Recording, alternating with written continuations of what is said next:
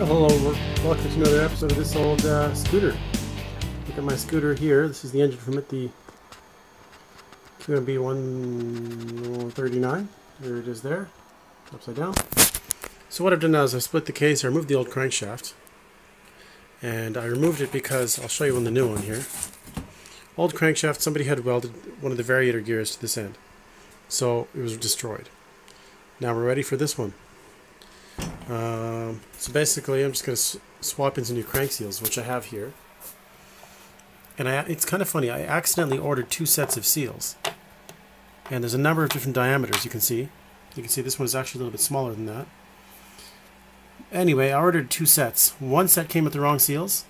This one came with the correct ones. This is our correct size crank seal here. Because as you'll see, I believe that'll fit nicely on that side there. Quite good. So that's ready to go, I believe. I could be wrong, but I believe that's right. So anyway, one of those is going to work. We've got case half number 1, case half number 2 and 2.5. Then we're going to throw it together. So I won't bore you with showing you the assembly of a crankshaft, but I will show you the finished product as I go. So I got some little trays I'm trying to organize things here a little bit.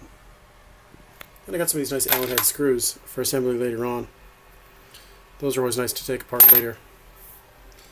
Anyway, that's pretty much it. And this is all also going to enjoy putting in this new cylinder. Upgraded piston, 80. You say it's a 100cc kit. Somebody says it's actually 83 cc's. Whatever, it's going to give it more power, and I'm quite pleased with that. So, hopefully we can get the scooter running in the next couple days. I need to get a new spark plug. I think I got an old one there. I don't know what model it is. It's an NGK CLHSA? C7HSA. And we'll see if that's the recommended one or not in this new cylinder. But I think I have everything I need, including a new belt. I picked up a Gates Power Link. All the stuff I've ordered from eBay, including this, except for the crank. I think this came from the States. I had to deal with Chinese garbage, which is definitely what we're dealing with today. Everything's come from eBay, including this nifty little tool. I got this special tool for pressing off the flywheel, or I guess we'll call that a flywheel. Screw threads into there, and then you thread this one in afterwards to press it off. It was a $6 tool, and it's going to save me much frustration in the future. So, enough talking, more building. Okay, I've dropped new seals into our case halves. So I got a new seal in there, and I got a new seal in here. Now I was just about to drop the crankshaft in, and I noticed it's a little tight, it's a little awkward to get in, and I don't want to hammer it in. So what I'm going to do is I'm going to take this crankshaft, throw it in tin foil just with some drip oil over everything, and actually put it in my freezer for maybe an hour or so. Hopefully it'll shrink down the metal and it'll drop in. So and hopefully this tin foil here I have will act as a heat sink, reverse heat sink I guess, and move some of the heat as I let it cool off. So yes, let's just wait. It's 5:27 now. It's an hour off. Let's check that in an hour. Okay, well, I had the crankshaft in the freezer for about an hour. Well, enough to watch an episode of Breaking Bad. And so new seals, new case half gasket, new front case gasket. Oops, that's junk on my fingers. You can tell I used black silicone, as well as the gasket maker, just in case. There's the tail, there's the front. So we're looking good. Oh, and don't look at those. I may have mashed that up a little bit. Nothing the file won't fix. So right now, this is ready to go. I'm just going to clean up the old gasket here. And basically we could put on the cylinder right away. But what I forgot, I just set up one of the piston rings inside here. And the gap is, well, the gap is right there, and they're pretty much touching. And I'll have to check the specs online to see what my ring gap should be. I think that's my main compression ring, and I think this is the second one. And of course I got my oil control rings here as well. That's probably a bit tight, but you know what? I brought a file, oops, which I realize is not a perfect ring file by any means, but this might do as a ring file today, because as you can see, these rings might just fit. I just figured out over that file. So I'm going to Google it, and we're going to see what the ring gap should be. Then I can put on the cylinder with the piston. Oh, somebody's texting me again. So goes the intake. And I don't remember if I have to, with this piston, if I have to grind off edges from here and here, so there's enough movement. Because I think these skirts on the piston come pretty close to those walls. I'm actually going to Google that. I got my computer right here now.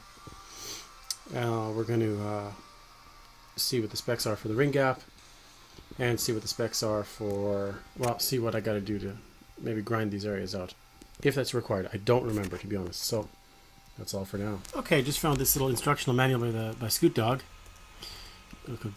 You could find him on the YouTube TV. This is just a printed manual. And so he's measured out all the rings, blah, blah, blah. Ring gap, that's what we're talking about today. He says he did some sort of formula, blah, blah, blah, blah, blah. 8/1000ths of an inch. Oops. You have to take my word on it. There it is. I'm assuming he hasn't had any problems because this guy's done a bunch of these. So, 8/1000ths of an inch. I had this in the cylinder, and this ring, the ends are nearly touching. So all I've done is machined a little bit off with my trusty file.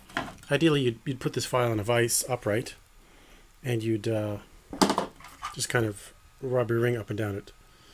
And in the area, of course, of the ring gap opening. So I've done that a little bit now. I'm going to lubricate this with some good quality castor oil.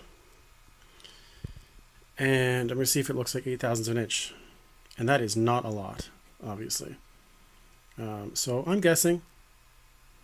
I just don't want them touching, because if these are, let's say if I install these rings right now and the rings and the gap's touching, as soon as I run this engine up, this ring it's actually cast iron, which I know seems silly.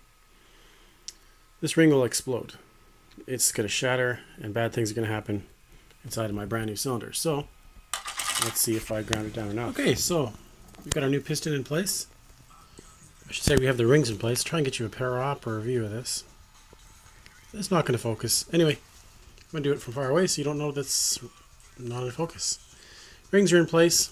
I'm going to set them up in 120 or 180 degree fashion so I don't lose combustion through equally spaced gaps. Yeah. Anyway, that's way more talking than I care to do. Blah, blah, blah. Throw it together. Alright, so we've got our rings on. We've got our piston inserted. Wrist pin in, obviously. I've actually got the head gasket on right now. Everything's kind of loose. I'm just actually looking for my other... I've got my, I guess, rear or upper chain guide. I'm looking for the other. It kind of snaps in here. It's probably one of these bins of assorted parts. I took this apart in a real hurry, which was kind of a mistake. But I've got one more box of parts to look through. That's in here. And our chain guide might be in there. Front guide. Okay, let's see if I can track that down, and then, yeah, we'll see how it goes. So far, so good. Sweet. Well, look at that. We got a cylinder head on there now. It's not bolted down yet. Because in order to bolt that, I've got to put my cam caps on, or cam bearings. In order to put my cam bearings on, I got to have my cam in the right place, and I do not have this one timed. So, step one is to put my flywheel on, which I have over here. So I actually saved my old keyway, or sorry, my old crank key, but I know that sounds funny. But we have a new one right here. Oh, I wish that would focus. There we go. We have a new one here, so this is going to slot right into place. And I believe there's some sort of timing mark. This little mark in here, maybe? Sorry. This little mark in here, maybe. I don't know. I don't remember what the timing mark is. But in order to put this in, I got to put my magneto and the thing that makes it spark. Got to put that in there first. So I got a couple things to do, then I can bolt on this cylinder head. Okay, so I got this is on the T mark here. Oops. Once again, you probably can't see that because the focusing is terrible. But there's a T mark on the flywheel there. That little mark lines up with this little tab here. I wish the lighting was better, but it isn't.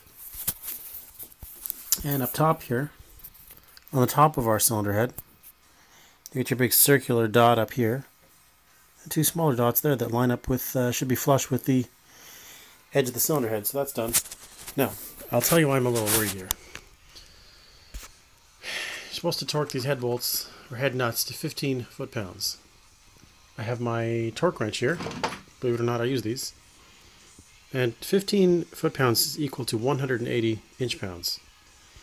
Now, you'll notice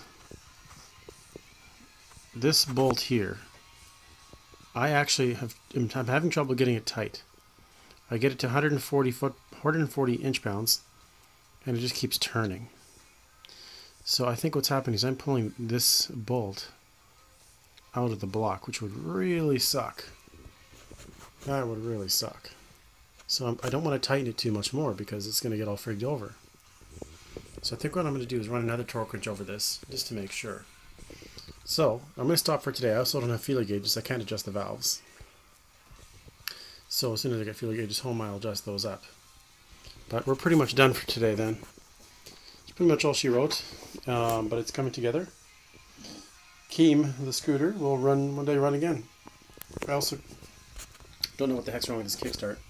I can throw the lever on the outside and it doesn't move, so that's a whole other project.